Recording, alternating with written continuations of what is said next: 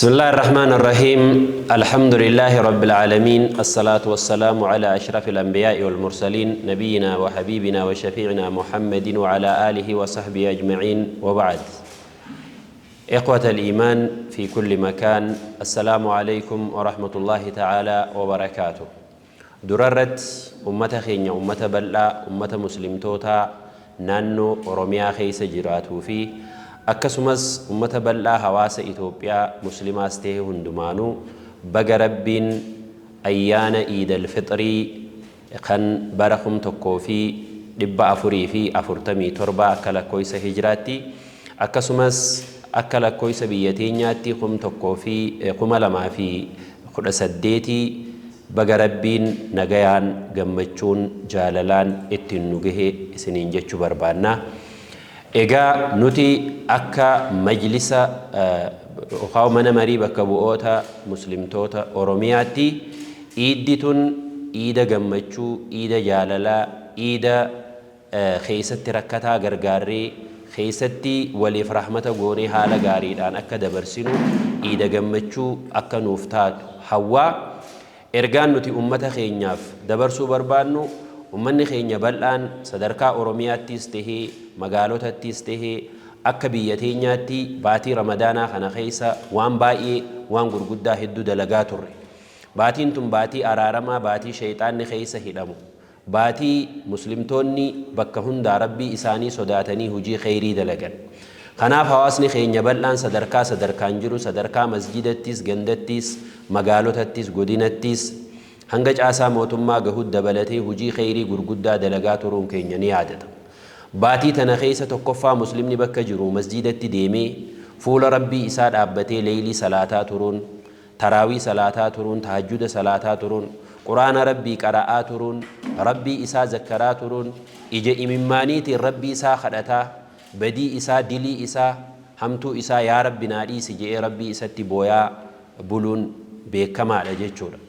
Kana qofaa miti ummanni keenya bakka hundatti harka qalleeyyii isaan jala jiru warreen beelawaa rakkataa rakkoo baasu kaan midhaan bilcheessee nyaachisa kaan immoo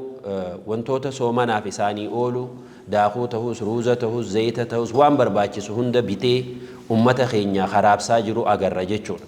Baatii Ramadaanaa kana keessa warra biyya keessaa qofa osoo hin tahin ummanni keenya, ummanni Itoophiyaa, lammiin Itoophiyaa ta Oromiyaa sabni keenya kan biyya alaa iddoo adda addaa jiraatan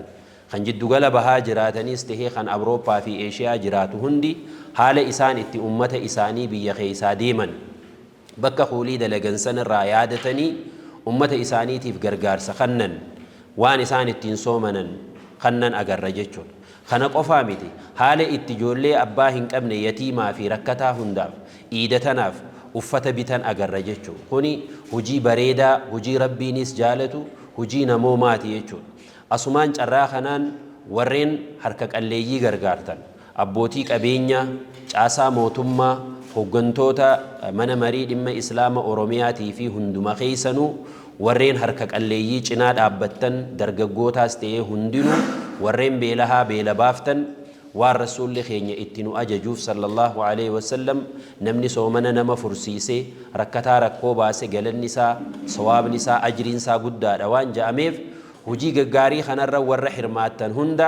rabbiin jazaa keessan jannataan isinii haa kafalu umrii isinii haa dheereysu jennee du'aa'ii isinii godhaa galata cimaa galata guddaa isiniif galchuu barbaannaa rabbi jazaa isinii haa kafalu jechuu barbaanna. Kanatti aansuudhaan ummata keenya hunda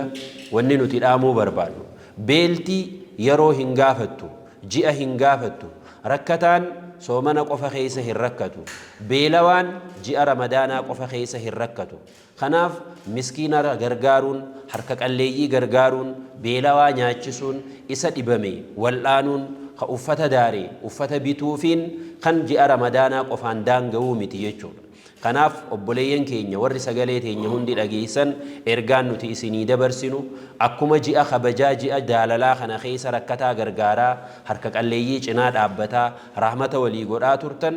eega Ramadaanni bahe boodaas rakkataan numa jira waan ta'eef beelawaan numa jira waan ta'eef beelti baatii hin filattu, beelti gosa hin filattu, beelti amantii hin filattu, beelti sanyii hin filattu waan ta'eef nama rakkate rakkoo baasuu, kan beele nyaachisuu, kan dhibame wal'aanu, walumaa galatti walii rifatu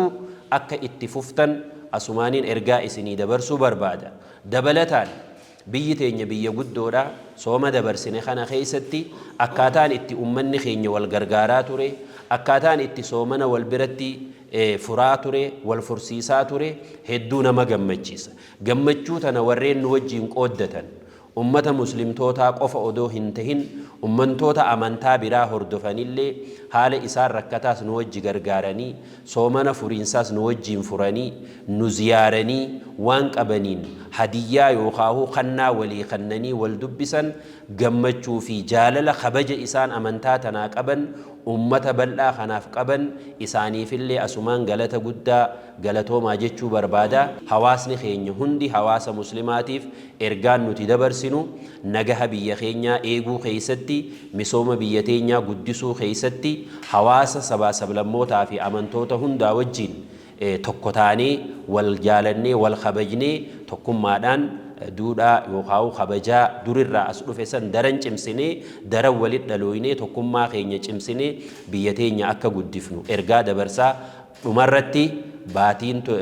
guyyaan kun guyyaa kabajaati, guyyaa guddaadha, guyyaa ciidaati, guyyaa rakkataa keessa gargaaranii, guyyaa rahmata walii godhan waan ta'eef namuutuu ollaa keessanitti kan rakkatee jiru, kan dhibamee jiru odoo inni isiniin gaafatin, odoo na gargaaraa isiniin hin je'in ifiin beeynee dirqama keenya akka bahannu ergaa isinii dabarsaa. Walumaa galatti ciid mubaarak warra baranaa kan bara hedduu nu haa godhu jechaa. وصلى اللهم على نبينا محمد وعلى آله وصحبه وسلم.